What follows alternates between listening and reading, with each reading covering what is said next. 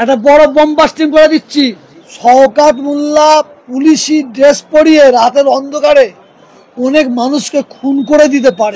পাহাড় তোহা সিদ্দিকী ওর মাথায় ঘা মেরেছি, মাথায় ঠিক ওর হাল কুত্তার মতন হবে, পাগলের মতন। একটা বড় খবর দিচ্ছি শুনুন, একটা বড় বোম বাস্টিং করে দিচ্ছি। ভাঙড় এবং ক্যানিং এর প্রত্যেকটা মা বোন ভাইদের কাছে আমি করজোড়ে অনুরোধ করে বলছি,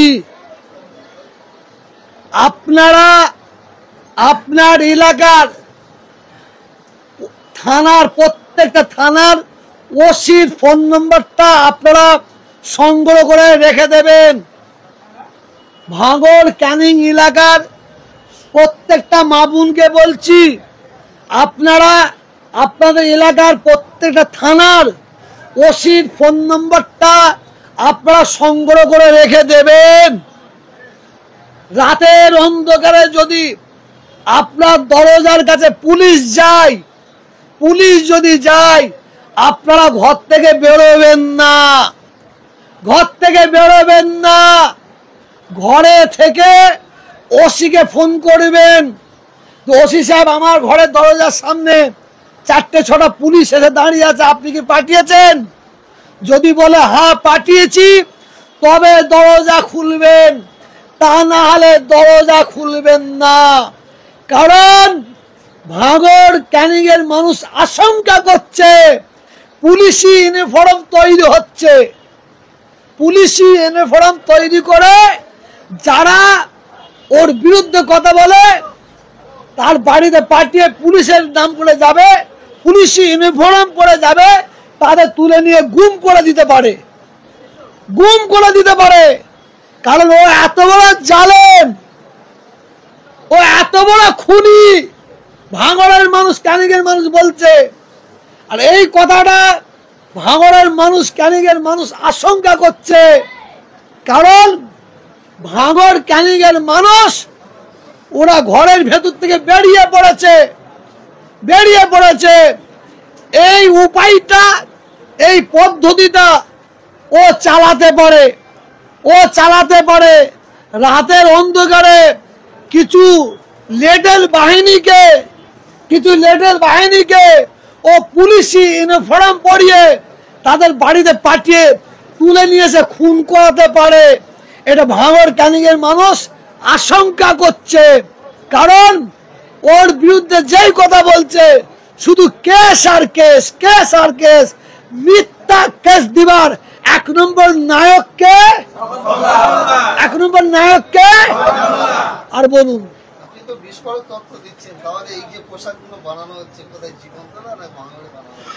ভাঙড় ক্যানিং এর মানুষ আশঙ্কা করছে শওকতের পায়ের তলার মাটি সরে গেছে, ও পাগলা কুকুরের মতন বকছে, পাগলা কুত্তার মতন দৌড়দৌড়ি করছে। ভাঙড়ের মানুষ আশঙ্কা করছে নন্দীগ্রামে যে ঘটনা ঘটিয়েছিল সেই ধরনের ঘটনা শওকত মোল্লা ঘটাতে পারে। এটা আমি বলছি নি, আমি বলছি না। ভাঙড়ের মানুষ, ক্যানিং এর মানুষ, আমার দাদা হুজুর কেবলার সিলসিলার মানুষ। শোনেন, আলা হযরত ছোট হুজুর পীর কেবলা রাহমাতুল্লাহ আলাইহি, উনি আমাদের দিকে আগুন বেরিয়ে বলেছিল, বাবা বাবা এরা হচ্ছে আমার আঁটির ছেলে। আমাদের ঘরে বলেছিল এরা হচ্ছে আমাদের আঁটির ছেলে, আর তোমরা হচ্ছ আমাদের কলমের ছেলে। বলুন সুবহানাল্লাহ। এরা হচ্ছে আঁটির ছেলে, কথা বলেছিল আমাদের ঘরে। আর দাদা হুজুরের সিলসিলার মানুষদের কি বলেছিল? ভাঙড় ক্যানিং এর মানুষকে কি বলেছিল? তুমি আমার কলমের ছেলে। অতএব ভাঙড় ক্যানিং এর মানুষের প্রতি অত্যাচার হবে, সহ্য করব না। অনেক সহ্য করেছি, সীমা পার হয়ে গেছে, সীমা পার হয়ে গেছে। কিছু দালাল। ও আরেকটা কথা আপনারা প্রশ্ন করবেন কি, আরেকটা কথা, আমি নাকি কালী পুজো উদ্বোধন করি। ওরের মতন ওর অন্তরটা আমি জানি না, ওর বাহ্যিকটা মানুষ দেখেছিলাম, কিন্তু অন্তরটা সরের মতন আমি জানতাম না। ওই শওকাত আমার পায়ে ধরে, আপনি বিশ্বাস করুন আমি মিথ্যা বলিনি, পায়ে ধরে কি কান্না বলে রে ভাই, কি কান্না।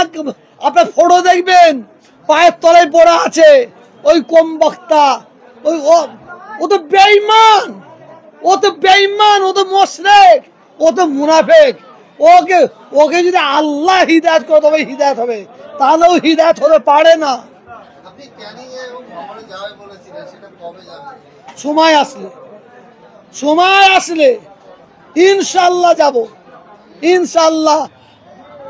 আপনারা সব থাকবেন তো পাশে? এই জোরে আওয়াজ দিয়ে বলো, একটু আস্তে করে বলো, থাকবে তো? থাকবে তো? শোনো, আমরা ওকে আমরা টিএমসি নেতা মানি না, ওকে আমরা মুসলমানদের দুশ্মন মানি। ঠিক না বেটি? ঠিক না বেটি? আমাদের সঙ্গে মমতা ব্যানার্জির সঙ্গে কোনো ঝগড়া নাই। আমি আবার বলছি, ভাঙড় ক্যানিংয়ে মমতা বিরোধী ভোট হবে না। কার বিরোধী ভোট হবে? কার বিরোধী ভোট হবে? শওকাত খুনি বিরোধী বললে না? কার বিরোধী ভোট হবে? জঙ্গি বিরোধী ভোট হবে। হ্যাঁ, তোলাবাজ, ঠিক বলে। কে? শওকাত।